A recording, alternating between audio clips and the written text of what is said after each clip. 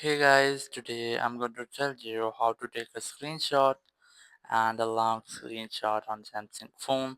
Now to do that, you just have to open settings and here just scroll down and look for advanced features, tap on it, and here just tap on screenshots, and here you must have to enable the setting which is show toolbar after capturing.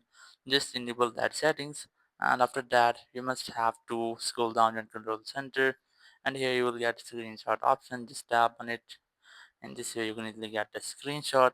So now if you want to take a long screenshot, so just open any window or the app of which you can easily take a screenshot with just scrolling.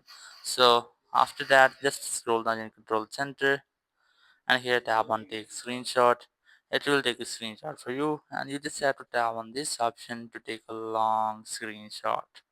So that's how you can easily take a screenshot or a long screenshot on any Samsung phone. Thank you very much for watching the video. Until next video, bye bye.